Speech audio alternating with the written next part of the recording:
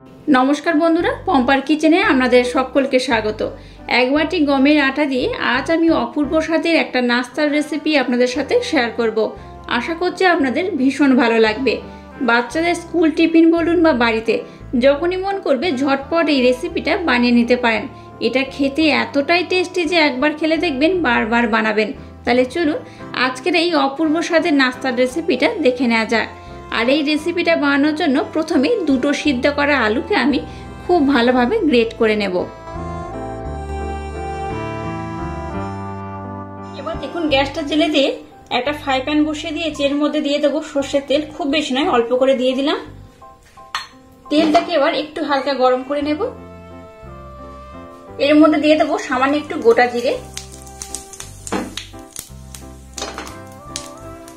দিয়ে দেবো দুটো পেঁয়াজ। পেঁয়াজটাকে এইভাবে টুকরো টুকরো করে কেটে নিয়েছি।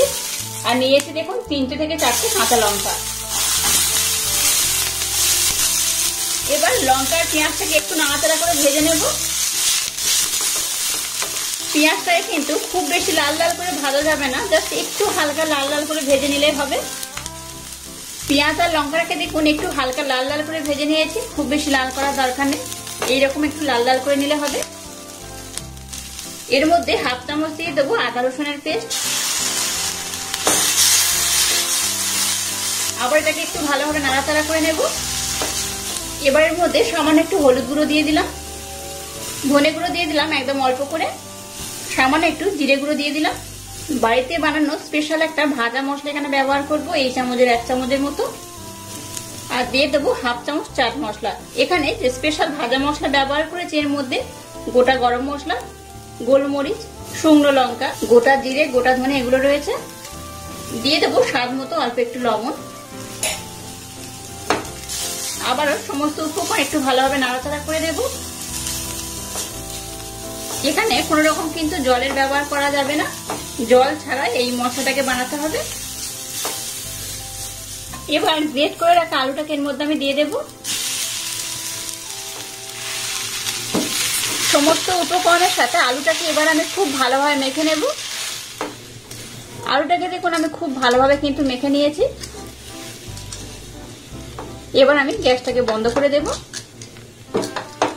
আজকে আটা দিয়ে নাস্তাটা বানানোর জন্য দেখুন এখানে আমি এই বাটির মাপ করে 1.5 বাটি গমের আটা নিয়ে নিয়েছি। এই 1.5 বাটি গমের আটা আমি নিয়ে নিলাম। এখানে সামান্য একটু আমি লবণ দিয়ে দেব। লবণ আর আটাটাকে একটু ভালোভাবে মিক্সড করে নেব। এবার এখানে আমি জল দিয়ে দেব। এখানে কিন্তু ময়মের জন্য কোনো রকম তেল ঘি ব্যবহার করার দরকার নেই, জাস্ট একটু লবণ দিয়ে আটাটাকে মেখে জল দিয়ে মেখে নিতে হবে। জলটা একেবারে খুব বেশি দেবেন না, অল্প অল্প দিয়ে এটাকে মেখে নিতে হবে। দেখুন মিশ্রণটাকে আমি খুব সুন্দর করে মেখে নিয়েছি, দেখতেই পাচ্ছেন একদম কিন্তু মোলায়েম, একদম সফট করে মেখেছি। এখানে কিন্তু তেলের ব্যবহার করার দরকার নেই, জাস্ট এইভাবে মেখে নিলেই হবে। আচ্ছা, এটাকে আপনারা কিন্তু 10 মিনিটের জন্য রেস্টে রাখতে পারেন, তবে আমি রাখবো না, একেবারে বানিয়ে নেব।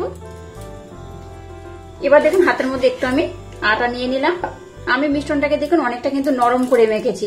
এরকম নরম করে মাখলে আজকের এই নাস্তাটা কিন্তু একদম পারফেক্ট হবে। আর লেচিগুলোকে দেখুন একটু বড় বড় কাটবো।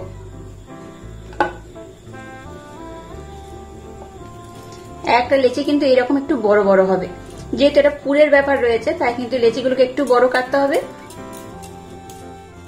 সমস্ত মিশ্রণ দিয়ে দেখুন আমি এখানে 4টে লেচি কেটে নিয়েছি।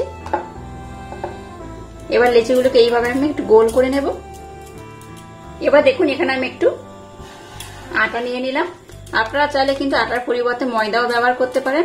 আর একটা লেচি আমি নিয়ে নিয়েছি, দেখতেই পাচ্ছেন। এবার লেচিটাকে এইভাবে একটু আমি গর্ত করে নেব। এবার যে আলুর পুরটাকে বানিয়েছি সেটার মধ্যে দিয়ে দেব। আপনারা চাইলে কিন্তু একটু কম বেশি করে দিতে পারেন, আমি একটু বেশি করে দিয়ে দেব, যেহেতু পুরটা আমি অনেকটাই বানিয়েছি।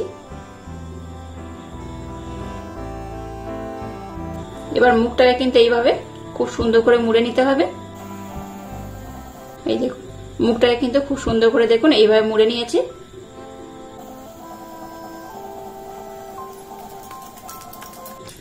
আবার এটাকে এইভাবে আমি গোল করে নিব। এবার সব দিকতে কিন্তু সমানভাবে এইভাবে কিন্তু চেপে চেপে গোল করে নিতে হবে।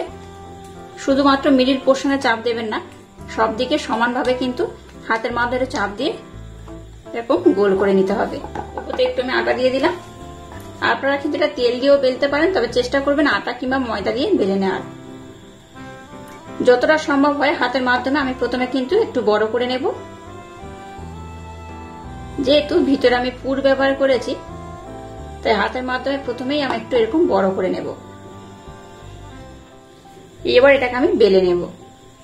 খুব পাতলা করে বা খুব মোটা করে বেলার দরকার নেই, মিডিয়াম করে বেলে নিলেই হবে। পুরটা যাতে না বাইরে বার হয়ে আসে সেইভাবে কিন্তু এটাকে বেলে নিতে হবে। দেখুন এটাকে আমি কত সুন্দর করে বেলে নিয়েছি। এই দেখুন, যেহেতু পুর রয়েছে তাই কিন্তু একটু মোটা করে বেলতে হবে। দেখে বুঝতেই পারছেন কতটা মোটা রয়েছে।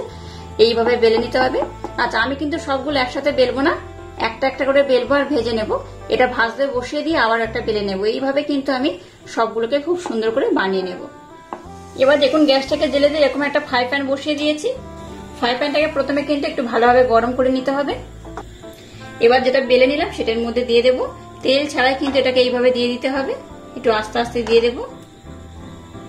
গ্যাসের ফ্লেমটাকে একদম লো রেখে প্রথমে উল্টে পাল্টে দুদিকটা আমি খুব সুন্দর করে বানিয়ে নেব। আবার একটা লেচি নিয়েছি, এইভাবে এটাকেও আমি গোল করে নেব। আবারও বেশ কিছুটা আমি পুর নিয়ে নিয়েছি, পুরটাকে এর মধ্যে দিয়ে দেব। সন্ধ্যাবেলা এইরকম যদি একটা নাস্তা বা টিফিন থাকে তাহলে কিন্তু দারুণ হয়। আর বাচ্চাদের স্কুল টিফিনে তো যদি বানিয়ে দেন তাহলে তো আরো ভালো হয়, বাচ্চারা কিন্তু বেশ মজা করে খাবে। এই দেখুন মুখটাকে এইভাবে আমি ভরে দেব। আর আমি এটা সন্ধ্যাবেলা বানাচ্ছি, বাচ্চা থেকে বড় এরকম টিফিনের সময় কিন্তু এরকম একটা হেলদি নাস্তা পেলে কিন্তু খুব খুশি হবে। যাই এই দেখুন মুখটাকে এইভাবে আবারও মুড়ে নিলাম। হাতের মাধ্যমে একটু আবারও একইভাবে আমি প্রেসার দিয়ে দিয়ে আলুটাকে আমি কিন্তু চারিদিকে ছড়িয়ে দেব। একদিকে সবসময় প্রেসার দেবে না, এই ধার পোর্শনে মিডিল পোর্শনে খুব সুন্দর করে কিন্তু স্টেপ বাই স্টেপ এরকম করে দিয়ে দিতে হবে। একইভাবে এটাকে আমি বেলে নেব। দেখুন আরেকটাকে আমি বেলে নিয়েছি, আর এটা কিন্তু একদিকটা অলমোস্ট হয়ে গেছে। এটাকে এবার উল্টে দেব আমি। এইভাবে এটাকে আমি উল্টে দেব। আবার অপর দিকটা আমি খুব সুন্দর করে বানিয়ে নেব। দেখুন রুটিটা কতটা ফুলে গেছে, দেখতেই পাচ্ছেন কতটা ফুলে গেছে। এই দেখুন, দেখলেই বুঝতে পারবেন এটা কিন্তু বেশ ভালোভাবে ফুলে গেছে, অনেকটা ফুলে গেছে। এই পর্যায়ে সামান্য একটু আমি সর্ষের তেল দিয়ে দেবো। আপনারা চাইলে কিন্তু এখানে সাদা তেল দিয়েও বানাতে পারেন, তবে আমি এটা সর্ষের তেল দিয়ে বানাবো। সর্ষের তেল দিয়ে বানালে কি হবে, এই নাস্তাটা কিন্তু টেস্ট অপূর্ব হবে। একদম সামান্য পরিমাণে এরকম সর্ষের তেল আমি দিয়ে দিলাম, খুব বেশি দরকার নেই, অল্প করে দিলেই হবে। এবার অপর দিকটা আমি উল্টে নেব। দেখুন কতটা ফুলে গেছে, একদম কিন্তু বলের মতো ফুলে গেছে। এই পোর্শনে একটু আমি তেল দিয়ে দেবো। তেল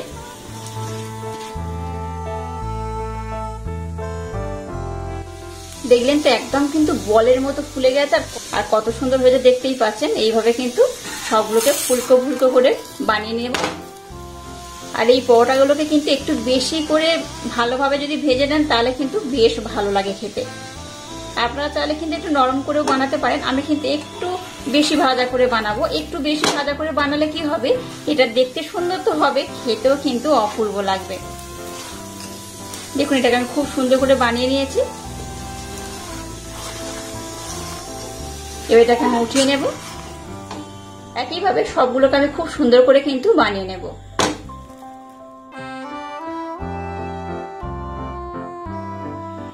দেখুন প্রত্যেকটা আলু পরোটা কিন্তু একদম ফুলকো ফুলকো হয়ে ফুলে আছে, দেখতেই পাচ্ছেন আমি কত সুন্দর করে বানিয়েছি। দেখুন এই দেখুন একদম কিন্তু খুব সুন্দরভাবে ফুলে গেছে, দেখে বুঝতেই পারছেন। এই দেখুন কতটা সুন্দর হয়েছে। আর এই যে আমি আলু পরোটাগুলো বানাচ্ছি দেখে বুঝতেই পারছেন এটা আমি আলু পরোটা বানাচ্ছি। আলু পরোটাগুলো দেখতেই পাচ্ছেন কতটা ফুলে গেছে।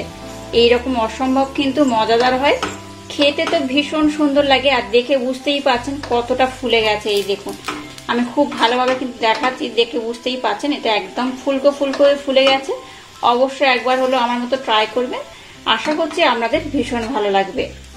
এইভাবে বাচ্চাদের স্কুল টিফিন বলুন বা বড়দের অফিস কিংবা বাড়িতে যখনই মন করবে তখনই কিন্তু বানিয়ে নিতে পারেন, অসম্ভব সুন্দর হয়।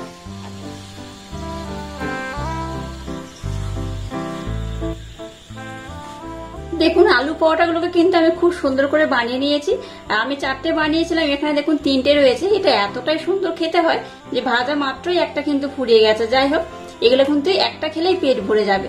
যদি বাচ্চাদের স্কুল টিফিনে একটাই বানিয়ে দেন তাহলে কিন্তু এই একটাই খেলে বাচ্চাদের আর অন্য কোনো খাবারের দরকার পড়বে না। এই একটাই খেলেই কিন্তু বাচ্চারা অনায়াসেই খেয়ে থাকতে পারবে। অসম্ভব সুন্দর খেতেও হয়। আর যারা বাচ্চাদের জন্য বানাবেন ঝালের পরিমাণটা একটু কম দেবেন। এটা কিন্তু শুধুই খাওয়া হয়ে যায়, এর সাথে কোনো তরকারি পত্র কোনো কিছুই দরকার পড়ে না। এটা বেশ গরম রয়েছে। একটা আমি এইভাবে কেটে দেখাচ্ছি, দেখুন এটা কত সুন্দর হয়েছে। আর ভিতরে কিন্তু পুরে ভরপুর। গরম রয়েছে বলে দেখাতে পারছি না। এই দেখুন, এটা খেতে কিন্তু খুবই সুন্দর। আর একদম দেখলেন তো, একদম হেলদি, সর্ষের তেল দিয়ে বানানো। আর একদম সামান্য একটু তেল দিয়ে আমি বানিয়েছি। এটা বেশ গরম রয়েছে। আর দেখলেন তো প্রত্যেকটা কিন্তু একদম বলের মতো ফুলে গেছে। এই দেখুন, বলের মতো ফুলে গেছে বলেই কিন্তু আপনারা এই ভিতরে পোর্শনটা এইভাবে দেখতে পাচ্ছেন। এই দেখুন, সবগুলোই কিন্তু এরকম বলের মতো ফুলে গেছে। আর বেশ গরম রয়েছে, দেখতেই পাচ্ছেন ধোঁয়া বার হচ্ছে এখনো। এই দেখুন, অবশ্যই একবার হলো আমার মতো ট্রাই করবেন। আশা করছি আপনাদের ভীষণ ভালো লাগবে। আর আজকে এই একদম সহজ পদ্ধতিতে নাস্তা বা টিফিনের রেসিপি যদি আপনাদের ভালো লাগে তাহলে চ্যানেলটাকে লাইক, শেয়ার, কমেন্ট এবং সাবস্ক্রাইব করবেন। আর পাশে থাকা বেল আইকনটা প্রেস করে দেবেন। তাহলে টাটা, আবার দেখা হচ্ছে নতুন কোনো রেসিপি নিয়ে।